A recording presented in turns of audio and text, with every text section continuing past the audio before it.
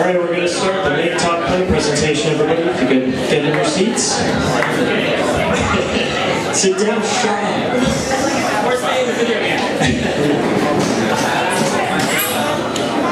So yeah, this is the third monthly Make Talk Play. Thank you everybody for coming out, and thank you to the Quarters for hosting us. You were amazing. Big round of applause. So we are very fortunate to have a talk by Hake of HitPoint Studios this month. He's going to tell us a little bit about starting up a small business, and after that we will have some awesome game demo presentations from Forde and Keith Avery, and we'll go from there.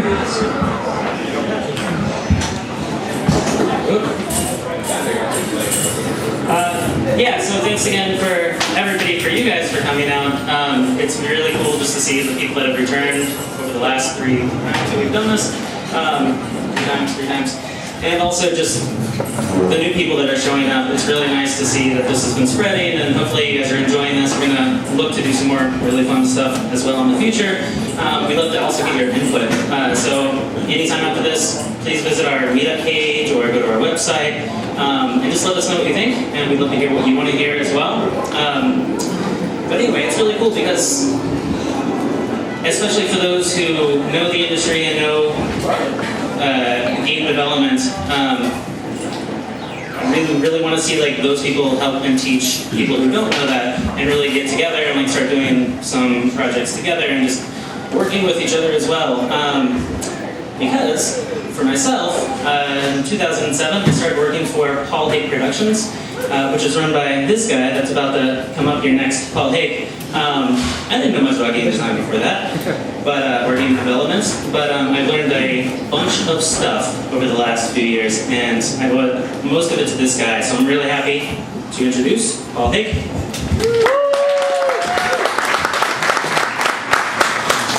Thank you. There it is.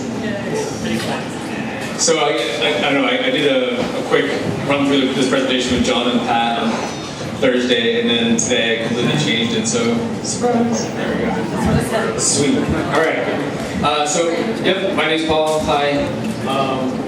So basically, I only have a pretty short amount of time to talk. I want to make sure I give Keith and Steve plenty of time to talk about their games and their experience. But basically, a little bit about me. So I started my first company in 2004, right out of college. I was mostly doing so with Hasbro, and that was up in Greenfield. And then started working, hiring a few people, and we went from just an independent owner, me, and then basically went to start HitPoint in 2008. And at that point, we were about 8 people, and we went from a partnership kind of company to an LLC to an incorporation. We bounced all over the valley, still bouncing. And over that time, we shipped a whole bunch of games, and I played various roles. I developed games, everything from producer and owner of the company down to music composer, sound guy, and artist, and a terrible programmer. So basically in this talk, I just wanted to give you guys an overview in terms of what it is to start a company, how to start a company, and just, since there's only a little bit of time, just to give you some high-level tips in terms of, how to structure a company, how to come up with partnership agreements, how to structure how you split revenue with the people you're working with. And basically I want to wrap up with why I do this in the Valley, which is Pioneer Valley, and then I'm going to go through like a Dave Letterman top 10 mistakes I've made since I think that'll be good to see.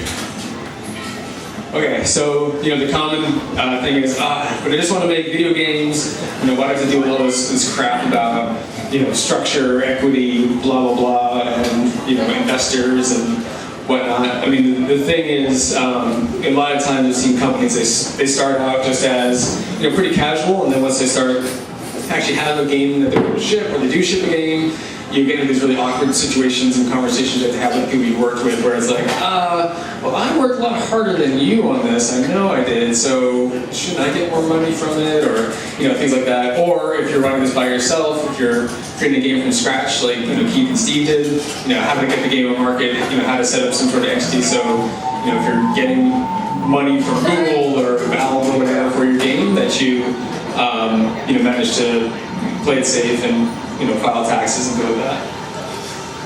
So this is really hard to read, so I'm going to skip it. Well, basically, what this is just showing is it's my the Hake graph and things to fret about. So, there's a lot of things to worry about when you're running a company. The bigger you get, the more complicated it gets. Everything from worrying about directors and officers insurance, and then all the way down to just filing taxes and things like that. But I'm just going to focus on what I think is most relevant to people in this room, which is individuals that are wanting to start their own game company or ship their own games, and small teams that are working together to ship a game. Okay, so why worry about actually setting up a company or getting some sort of structure behind what you're doing? It's a lot easier obviously just to make the game, get it out there, and then see what happens. But there's a couple things to think about. So when the ownership is a big part of why you want to create an entity. So if you're working with a group of people, who does the game that you create, or who does the code that's written, or the art that's created, the sound that's been created, who does that actually belong to? And if you're working with a group of people, how do you encompass all that stuff that's been created into one entity? And that way, if somebody leaves the company or leaves the team, or if somebody wants to join the team, it's not that there's just one person in the team that owns everything. There's an entity that owns it, so you can split that out among everybody that's on the team. And then, of course, there's the fun part about actually getting revenue. Oftentimes, you actually need some sort of entity set up in order to collect revenue. And you make money, you got to pay taxes too. And it turns out, if you are actually making money, you really do need. Technically, you're supposed to have an EIN, which is an employer identification number, and then be an actual entity that you pay taxes on and all that stuff. So. And then finally, having a company that's separate from your personal life is also good in terms of protection of your personal stuff. So, one of the entities I'll be talking about is an LLC, where, at least there's some protection from your personal assets versus what is in the company, just in case things really go sideways. Again, a lot of words that are hard to read, but one of the things that actually Pat has asked me a couple times, when do I have to actually worry about this stuff? Because I'm working on some games, some ideas on my own. When do I actually have to worry about filing paperwork and things like that, or worrying about taxes and whatnot? Really, it's at the top of the line. It's if you're working by yourself and you're just making games for fun, or just a group of you that are making games together, but you don't actually plan to ship it, or no distribution plan. There's really not that much of a need to incorporate or set up some sort of company.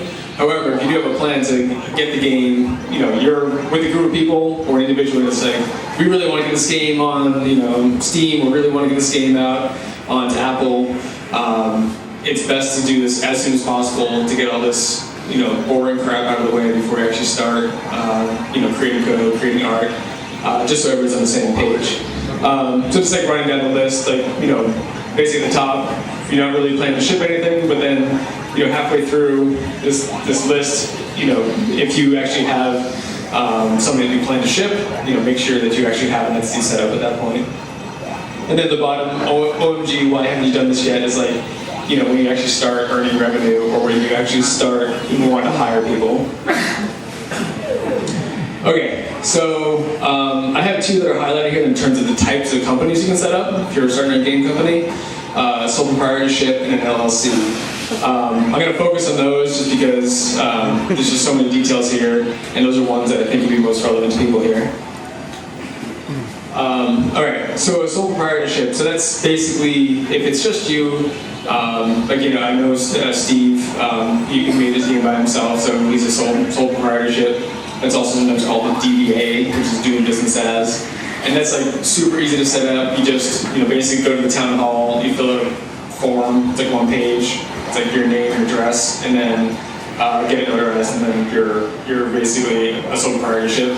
But as part of it, you should also set up get an EIN number online, which is free to get, and that way you can set up a bank account, and any revenue you start making or any expenses you spend, if they all come out of one bank account, it's a lot easier to track expenses and revenue going forward.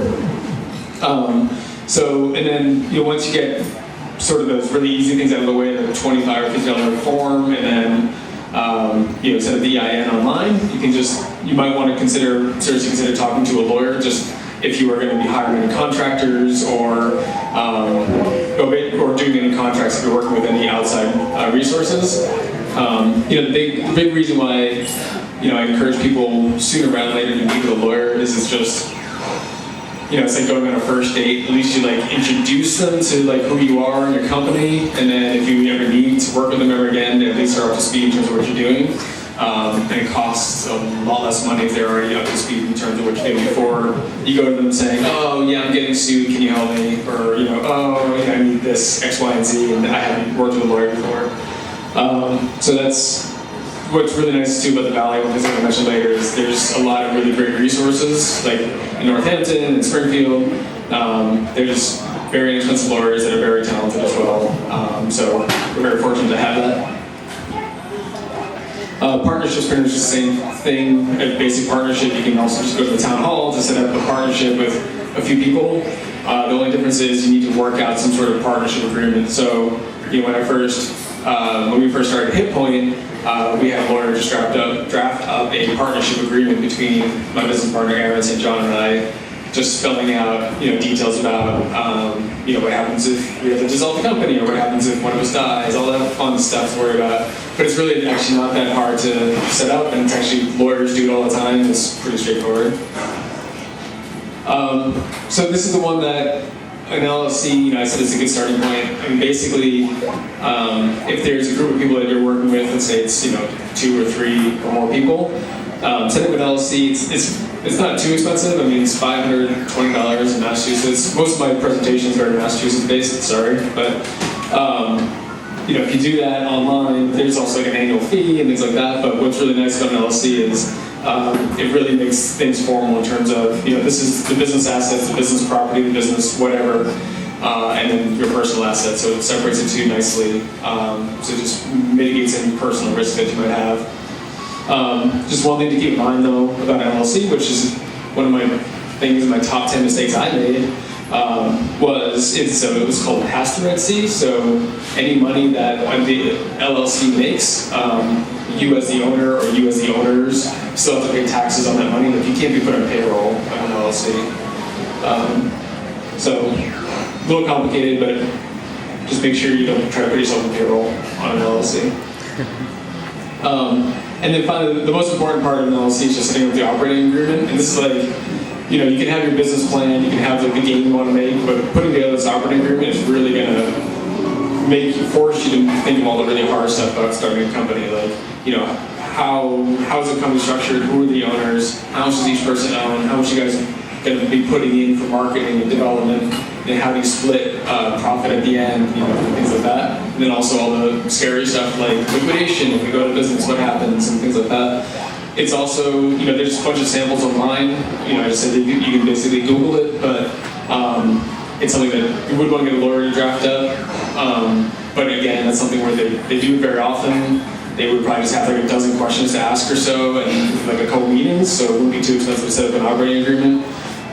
But again, it makes you really think about what you're doing, and it's it'll be like half your business plan is putting together this agreement.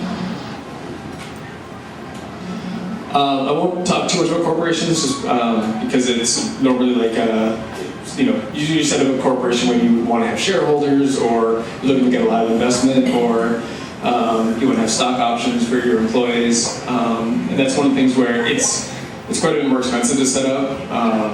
It's not hard, and there's a couple ways you can do it online. I mentioned that as one of my mistakes too, because I did that. But working with a lawyer for setting up corporations, it's on the expensive side. But it's what's nice about working with a lawyer to do something like that is they have, like I said, they have your history, and if anything goes wrong, it's really handy to have someone on your side already. So just the bottom line, if this is just from my experience, my recommendations. It's not going to work for everyone, but if you're an individual and you're just starting out, you just want to try to get a game in the Apple Store or Amazon Store, your best bet is likely just to set up a sole proprietorship. If you're working by yourself, just get the EIN and just go for it. And then with the group, like I mentioned, the LLC and an operating agreement is probably the best bet. Sorry, it's a little hard to read too, but this is basically, I have these 3 categories of studios that are starting. Either you have money, you have a little bit of money but you don't really want to spend it, and then you don't have money. So I'm going to talk about all 3 of those. So if you have money, all right, well, good for you. We can skip this, but pay attention to how I talk about paying people later in the presentation.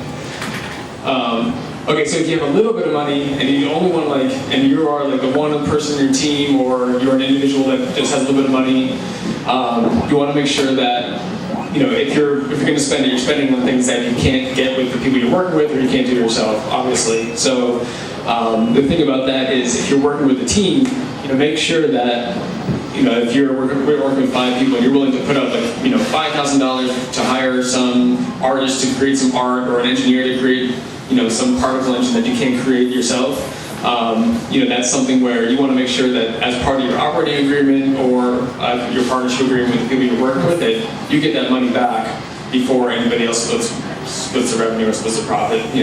If you put in $5,000 yourself, you should get that money back before you split with the rest of the team.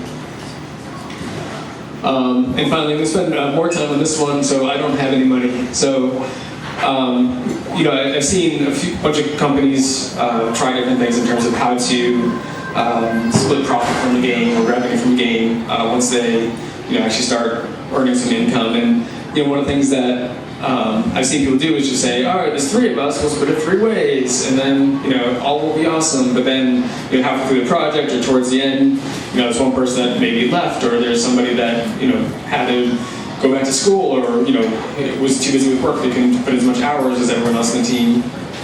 So how do you take into account the extra hours that people work for, or work on a project, or if somebody left the project during it? So one thing that I recommend as part of your operating agreement, your partnership agreement that you have, is that you just say, all right, this is how much you want to spend on our game, this is how much you want to spend on marketing, roughly, or a percentage of our total expenses you want to spend on marketing, and then on top of it, making sure that you guys all agree to split the profit based on the amount of hours that you put in. So the best way to do that. Sorry, I was a little hard to read, but basically the best way I've seen to do that is the very beginning of the project. As soon as you start working on it, to start using some sort of time tracking. So everybody on the team tracks the amount of hours they spend, everything from design to production to engineering and art, and that way everybody has basically a pool of hours they spend on the project from day one. And then you have the total hours spent on the project, and from there, I think I skipped a slide on. Sorry for. There we go. This is the one. So then basically, from there, you just look at how many hours people spent, and then divide it by the total number of hours worked, and then multiply that by the net revenue less the cost for marketing and operating. So what I mean by that is, when you first ship the game, let's say it goes to Facebook. Facebook's going to take 30% of whatever the users gave the game or spent on the game. So you obviously want to deduct that. You want to deduct the CDN costs, the hosting costs, then the distribution costs. Then you want to subtract all the marketing, and then whatever's left, that profit you want to split with your team. So if you are, a sole proprietorship, or you're the one that's funding this whole project, you just have to make sure you pay everyone, and then that's your profit left over. If you are working with a team and everybody's just sort of splitting the revenue, like I was saying, what would suggest you do is just split it based on the hours that we worked. So then in this case, let's say this person, I named Bob, spent 4,000 hours working the game. Everybody spent 10,000 hours total, and then you made $3,000, hooray! But you spent $2,000 in marketing and hosting and CDN and all that. It's basically you have $1,000 left that you have to split among everyone, and just based on the hours. So in this case, Bob got $200. The tricky part about this is, and what works really well about this is it's based on the hours people work. What's tricky about it is every month you want to check in on this, because every month you might spend more on marketing your game, or you might not spend any money marketing your game, or your CDN costs might spike because your game's so popular. So really, it comes down to keeping really close tabs in terms of what your monthly expenses are, and then at the end of every month, sitting down with the team and just sort of reconciling everything that you guys spent, and then splitting based on what was in your operating agreement. So the other thing to think about, if you are starting to hire people, or you're starting your studio, and you have some money to spend, whatever, you want to hire contractors. I just want to sort of paint the difference between what a contractor is and an employee. So, contractors generally, they oftentimes will work remote, sometimes very remote, might be on the other side of the world. And generally contractors legally can dictate what hours they work, like as an employer or whatever, they can't say, contractor has to work between this time and that time. They should also use their own equipment. And basically, the thing with contractors is you just have to make sure that they are as if they're hired by like a contractor at your house. So you can't say you have to be at the office, between these times, or you have to be, doing X, Y, and Z. There's, I've heard of a lot of companies that have gotten in trouble because they never hired any employees, but they have 30 people working for them. They make them all work on site and between certain hours. And that's actually like a really big IRS red flag. But so then on the other side, employees, what's nice about having employees, they're in-house almost all the time, unless they're working from home. And then having them be on payroll, they're not working on other projects during your the 9 to 5 time period. They may be working on projects outside of work, but a contractor, they can do whatever the hell they want as long as they get your stuff done. But they might get distracted or get pulled off on another project. And just some tips if you're going to hire a contractor to do programming or art for you. Just make sure, you might want to start off with just, getting them to sign an NDA before you start sending design docs or code to review. That's pretty typical. But also make sure that before they do, one line of code or do any concepts for you or anything, that they have signed some sort of contract, or not some sort of, a real contract. They sign a contract and make sure that everything that in there is about, saying that anything that they create is part of, your entities or is owned by your entity. And then make sure that, there's a very clear expectation in terms of like what you are going to pay them for their work, what their schedule is, what the milestones are. I've seen some examples. Actually, there's one Kickstarter snafu with this company called Winter Cool Games that they hired an artist and basically paid him almost everything up front, and then promptly went out of business. And they never actually gave him anything to do. So that was a situation where they didn't actually have any milestones or schedule in terms of deliverables. And I'm all for paying people in advance for projects or percentages of contracts up front, but just make sure that you don't pay all of it up front. This company did. That was kind of, I don't know why they did that, but silly. There's a bunch of stories about it on Kickstarter. So. And finally, one big thing, I just want to touch on this. I've seen a lot of individuals that have worked in games or small startups that completely forget about the cost of marketing. Marketing is, so for one of our games that had the Pick Here, Seaside Hideaway, we spent a third of our expenses are marketing, which is a little more than a third of our expenses are just marketing. If you look at a game like Clash of Clans, which is done by Supercell, more than half their expenses are just marketing, and that's about $100 million a year. So, marketing is a huge part of your expense. It's very often overlooked. Just getting your game done is one thing. Getting it known is, is half the struggle. So. I'm not going to spend too much time on this. I just want to point out, so if you are starting a new company and you are talking about getting, office space or you have shared space, things like that, or you're doing contracts, if you're just going to start doing some work for hire stuff, game development, one thing that you pretty much always need is liability insurance, which is super boring, but it's something that you pretty much always need. And it's, all of the contracts I've ever done with publishers and like that insisted we had liability insurance and all the leases I've ever signed since they had liability insurance. It's not that expensive, but just check your contracts closely, make sure they're not required, or they likely will require it. I'm just going to touch on just some different ways. Well, I'm doing my time here. I'll talk faster.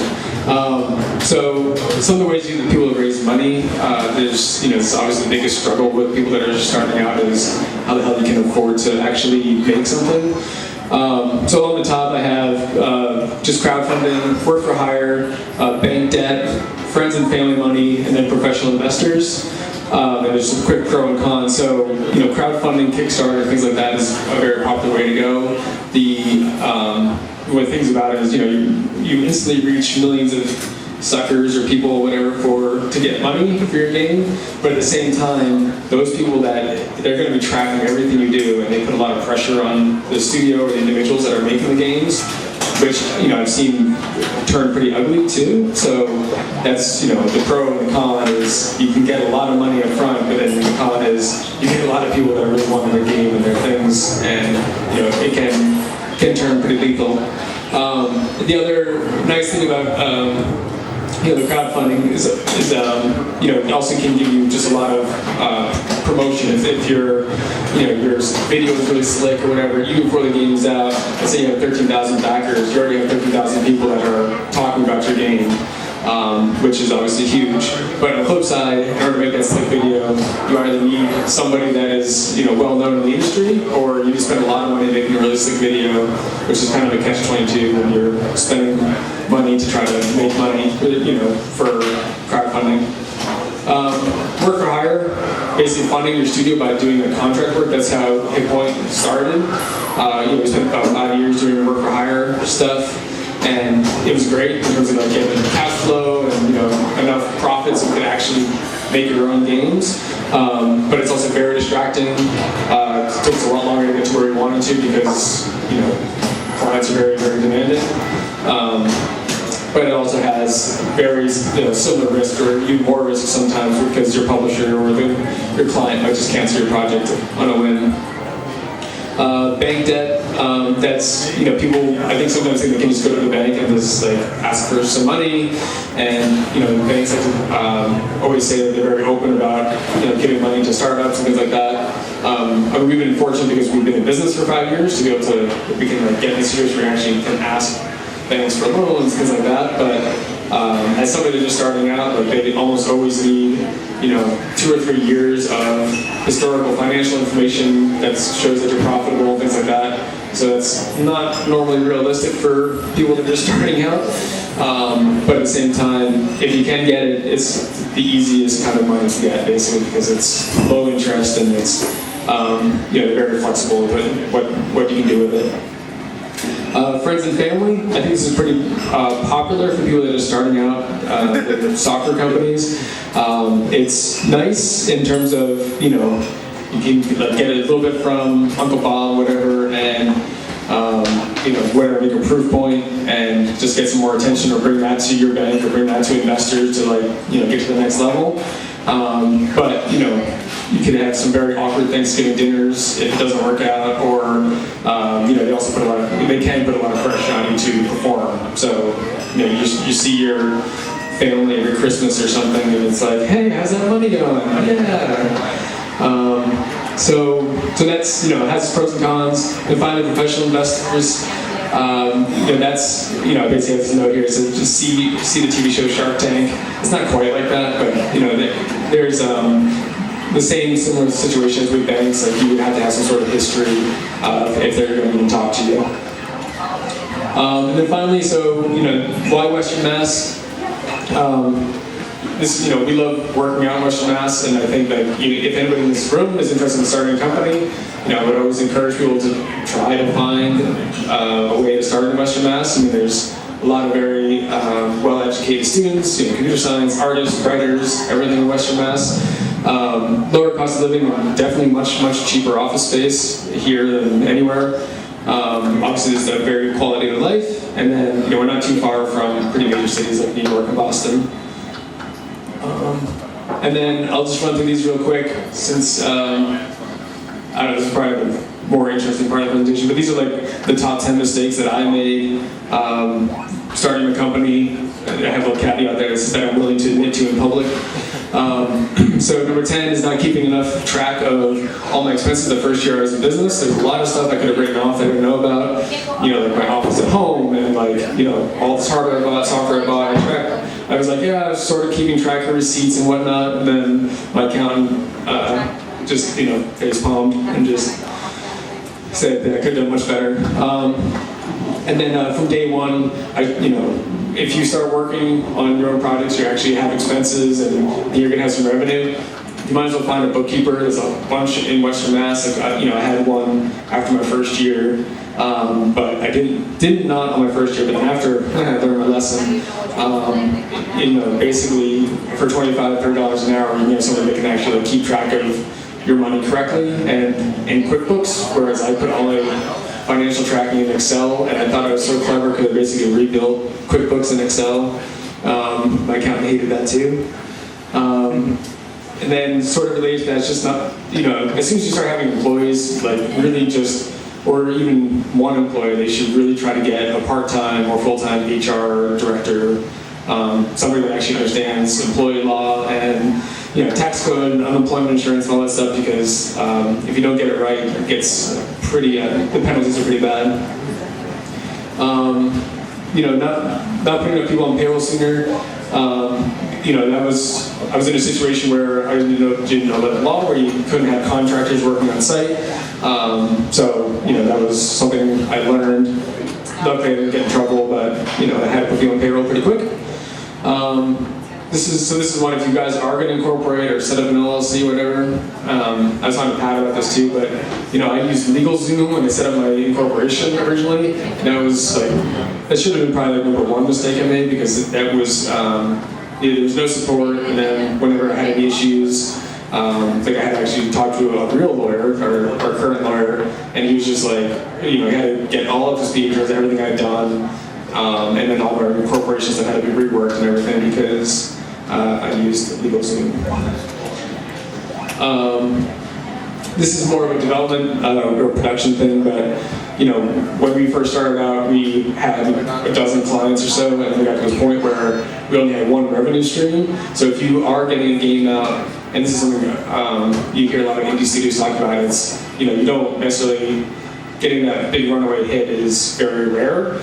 So what a lot of people do is they'll just have 5 different properties, 6 different properties, get them in multiple places, and get different kinds of revenue streams coming from those, like in-app purchases or ads. So that way, if something goes south, or or Google decides to change how their requirements, you have to change something about your game, and you have to take your game down, or whatever. At least you have other revenue streams, so you're not completely caught off guard. This probably happens all the time, so I'm not going to speak to this. I don't think anybody's ever developed a game for what they actually said they were going to. So I made that mistake a bunch of times. We got office space. Sometimes right now we have more office space than we need. That actually happened a couple times now as we bounced around the valley, and it's one of those things where you pretty much always need less space than you think you do. Okay, so this is one of the ones I was talking about earlier. I put myself on payroll when I was an LLC, which turns out you can't do. My payroll company said they're totally legit. My accountant said no, it's not legit. So don't do that. Learn from my mistake. It was awesome. That was actually really bad. It was a lot of big mess. And then finally, this is the best one. Paying quarterly taxes. I was just out of college. I was 22 years old, and I had my first year in business. And on my 23rd birthday, I got a $28,000 tax bill, which was pretty fun. So I had to deal with that, but it was something that it was really easy to correct. Whereas the next year I just paid quarterly taxes. But as an individual studio, or if you guys are working on a team, setting up a quarterly payments is actually really easy, and we'll see a lot of headache later. So on that bombshell, I'd like to bring up, let's start with Steve.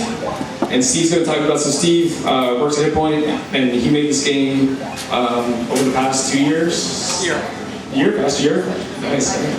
And so he's going to talk about his experience and how he's doing. Thank you, Paul.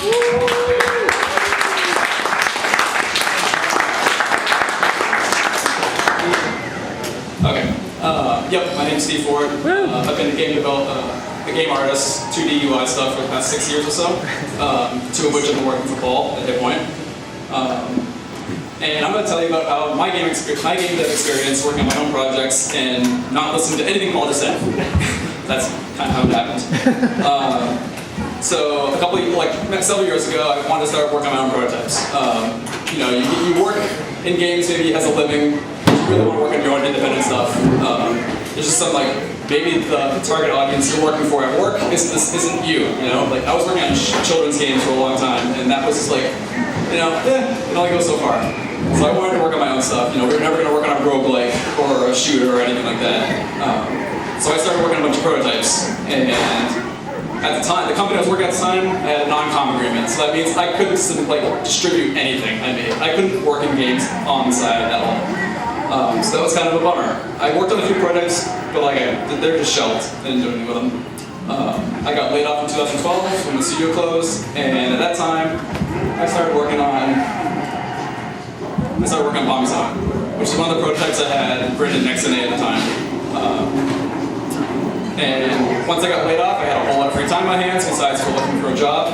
And I was like, you know what? I really want to finish a game. I had all these prototypes, but I never finished a product. Actually finished and distributed it yet. I knew I probably, as Paul said, most indie games don't go anywhere. It's like the fifth game you make will be the successful one. And I'm like, okay, if this makes me beer money, I'll be happy. And that's kind of what it did. So it took me about 8 months to develop it. I wrote it in libGDX, which is a Java framework. It's not a big game engine by any means, but it was open source, and I really liked that. And it worked on every platform that I wanted to develop for and develop in. After 8 months of working on this at nights and weekends, torturing all my friends to play it. Last summer I finally got it submitted to the Google Play Store, and it did pretty well. I got enough people downloading it and buying it, and I was like, okay, it's fun. I submitted it and got it into the digital showcase at the Boston Festival of Indie Games last year, and had a whole lot of people playing it. That was a blast. But the hardest thing to do was really that's not related at all. But getting the game finished was the hardest thing, and marketing and promotion were probably the hardest things I had to do. And I could work all day developing, making art, and that was fun. Self-promotion, not so much fun. Having to make screenshots, having to make trailers, having to write up, even just talk about your game, write up things about your game. That was a lot of. I don't want to do this. I'll do it tomorrow. So through this whole process, it was going to be a hobby. I wasn't going to be a serious business, making some serious business. I thought about making an LLC, but I was like, I need to make $500 a year just to pay for the LLC. Okay, I'll be a sole proprietor. I had been, a sole proprietor for a few years anyways, because I was a freelance web developer, and I'll just roll into that business thing. But that means all the money I generate goes into my personal taxes, boo, and then all that. My wife and I both have our own little side businesses, and we need to file quarterly taxes with the state and with the federal. And being a sole proprietor has challenges when you're not a business. My business is me at my home address. So just recently, Google changed the thing in their developer policy where all of a sudden every game that was sold or had in-app purchases in it had to have a physical address on file that customers and people on the web could see. And I'm like, I don't want people seeing my home address. They can see my home address if they buy it through Google Wallet or whatever. Okay, fine, they're customers at least. But I didn't want just my address out there. So I took my game down off the Play Store. It was like, wow, this really sucks. But that was one. If I had been an LLC, if I had been, there's probably other options too. But I didn't do any of that, and I was really caught off guard. And they're like, okay, guess what? We're changing our dev policies.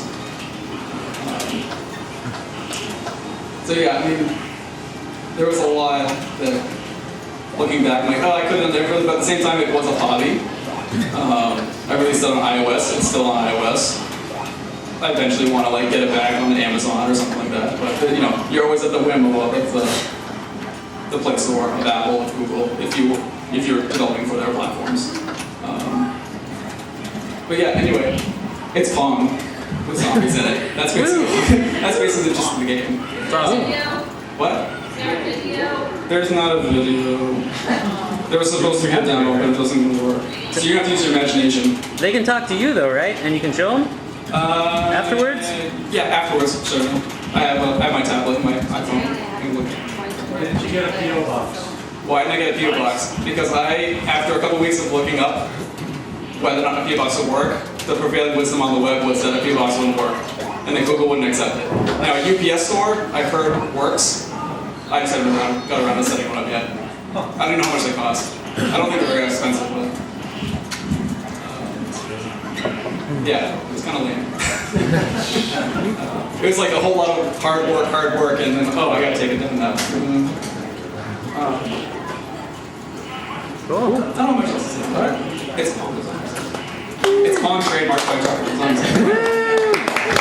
Thank you, Steve.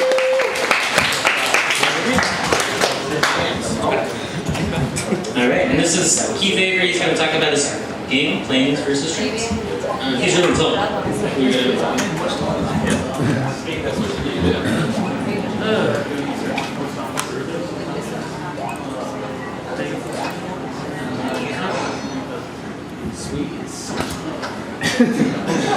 Hi, I'm Keith Avery. Not as organized as these guys, so bear with me. But, I think the most valuable thing I can discuss is my experience using Unity and Playmaker to try to encourage people to experiment with their own and to not be intimidated by your current abilities. I don't know any code at all myself, at least like real coding.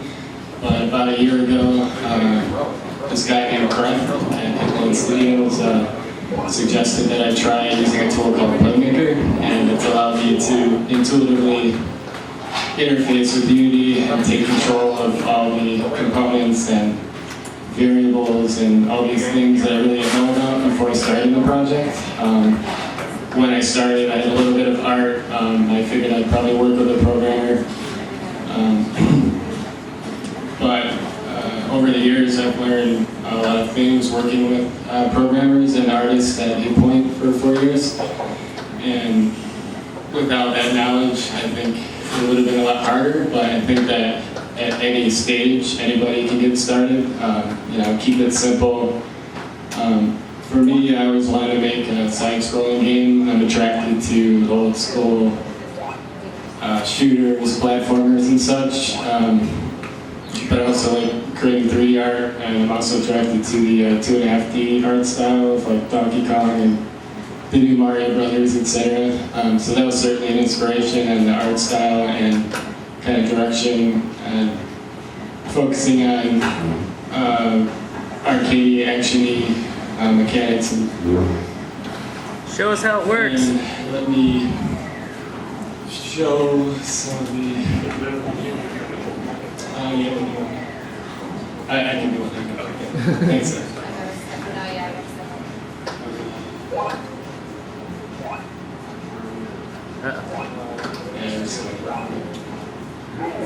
So this is Planes versus Trains.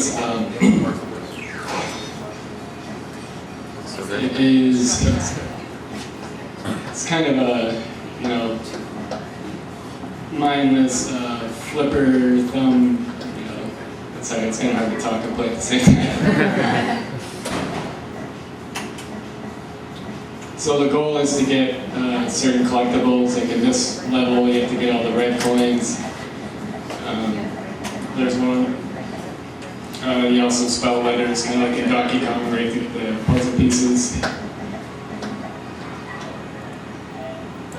Later in the game, you get a gun. Yeah, so you can shoot here, but the enemies are not currently in. Like I have them built, but I don't really have them in the levels yet. The train becomes the boss, maybe in level 4 or so, where you race the train. The train is actually a bad guy trying to haul off all the goods from the jungle, animals and fruits. So you're on the side of the jungle fighting against the greedy bad guy. I haven't figured out who he is yet. Train. So when I work, I like to start with one thing. In this game, I was just making the plane move up and down, flip, and then kind of going from there, creating a background for it. Where like usually when you work with a team, you kind of need everybody on the same page with everything kind of spelled out before you get started. The nice thing about working by yourself is that you can just sort of spend 5 days on a very mindless detail and not piss anyone off, especially the person paying paying for your, your living.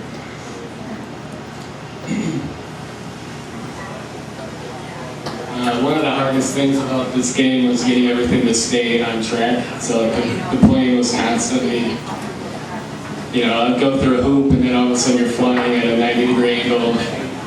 So like there's constantly, every time you do one thing, it opens up 10 other bugs. You have to keep hammering them out. So that you can get hit by an enemy while you're doing a flip and just going up straight, or the water slows you down, and when you get up, you go the normal speed again, and not stuck at that slow speed.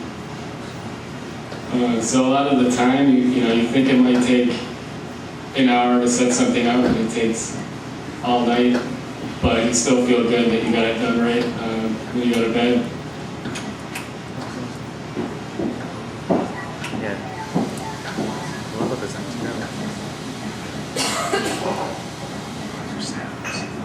One thing I definitely need more is the UI, kind of keep track of your earnings, and control the pace, and maybe some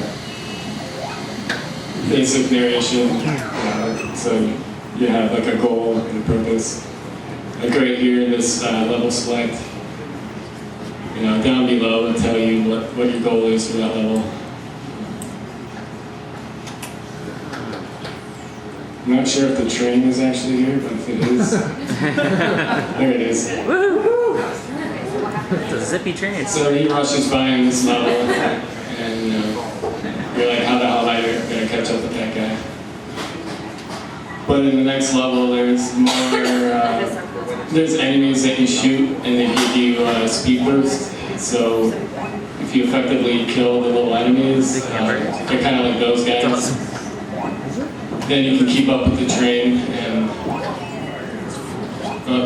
so there's an example of falling off track right now. I'm a little bit off.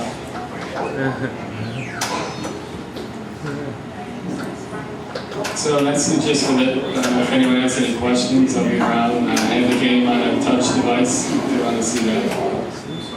Also, if you're curious about what you need to get started on just making a game without knowing code, it's possible. This is all done in Playmaker, just using visual scripting, which is very easy to organize and understand. Everything's very compartmented and clean and tidy.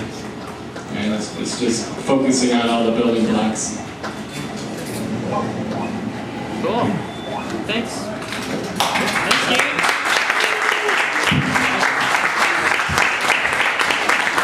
Thanks, man. That's really cool, and especially for those of us who are artists and on the programming side, that you can do that. That's really freaking cool. That's me. Well done. So we've gone over our time. However, we did want to just Paul wrapped up. He is actually a really interesting person. The content that he's talking about is actually very important. And just happens to be a little bit dull. However, he's really, really interesting. And we do want to get him back up here. And also you can talk to him afterwards, but if actually Keith, Paul, and Steve, you can come back up. And if anyone has any other questions to ask any of them, please do. Elliot. Okay, I guess this is for Paul. Okay. Maybe all of you.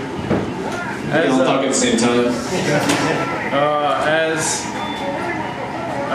an independent game developer or someone who's doing contract work, what should they look out for signing up doing contract work for a larger company or someone else, like in a any gotchas there? Yeah, that's a whole talk in itself. But so a couple things offhand. They oftentimes, you want to make sure that if there's some sort of liability clause with the contracts, that it goes both ways. So in terms of, basically it's the indemnification clause. So if something goes wrong with the game, somebody gets, crashed their car because they're playing your game while, driving or something, that if there's, some sort of lawsuit, that you guys have the same levels of protection. And then also, as part of that too, making sure that, any lawsuit that can happen, like against you as an individual or the company, is not any more than what they paid you to do the project. So, basically limited to the amount that the contract is. So that's one big thing that we always try to get in our contracts. And making sure that there's something in there about, no non-competes. That's pretty straightforward, but that it's very often in publishing agreements. Or if there's a non-compete, carving out things that you're already working on, like independent projects you already have, or genres of games that you don't want to fall into that category. That's really important. And then also making sure that you have the right to subcontracts. So a lot of times contracts will not allow you to subcontract unless you actually explicitly put that into the contract. If you're working with the contractors, oftentimes you will have to go back and amend the contract to say that you can hire subcontractors to help you or whatever. So those are the big three things we look out for.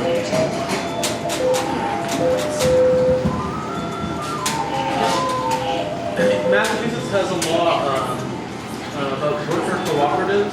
I was wondering if you knew anything about them as they apply to game development in the area. I think there is at least one worker co-op makes board games in the area. As how they relate to games, I don't know, actually, Elliot might know more about that than I do in terms of cooperatives in games in Massachusetts. I'm not sure how the Boston one is structured, but I don't know of any that are formal co-ops in terms of Massachusetts. I know what you're talking about. I mean, that's very common for companies that do things in food processing and, retail startups, things like that are often cooperatives, but I don't know of any that are officially established like that in Massachusetts for games. Do you know? Yeah. All right. Elliot's going to tell us. Elliot Mitchell. Okay. So there's, I don't even know, two in Massachusetts, I think. One is in Cambridge area, it's the Indie Game Collective, and it's formalizing into a not-for-profit group, but it's a co-working space for indies. And I think there's one in Northampton. Alan Raven, yeah, so you can talk about that. Ours is kind of informal-ish. But there's other ones popping up. I know there's one in Manchester, New Hampshire coming up with educational stuff. So there's actually, it's funded by the government. They got $300,000 to form one. So if anyone in this area wants to write for grants to start up co-working spaces, so there's money out there for that. Through the Department of Commerce or something.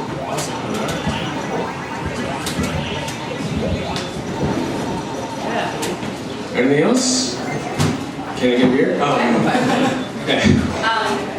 So I'm not someone who designs video games, but I'm more interested in following what you were talking about with kind of the paid division you were mentioning earlier with Bob and the hypothetical. Yeah.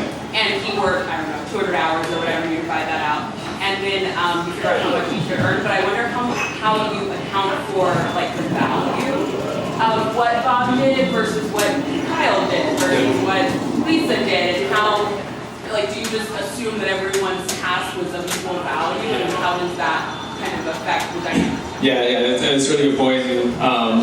What I was going to mention, it could go on a while about that too, but there's two points there. So one, I'm not sure if everybody heard the question, basically, how do you take into account for, basically different people's abilities or what they're doing on the project, because it's not just based on the hours that they're working, and that's totally fair. And one way I've seen that broken down is, looking at industry salary rates, industry averages. You can look that stuff up online and then use that as a sliding scale for, what percentages people have. So add that on as a factor in terms of, how you break it up. Another thing to think about though, so that's definitely a big conversation though when you're starting, and especially if you're starting a group right out of school, nobody necessarily has any experience. Maybe some people have some internship experience, but really need to base that. It'll be a conversation, but one thing people do is they base it on industry salary norms, basically. Does that answer your question? Yeah, thanks. Yeah.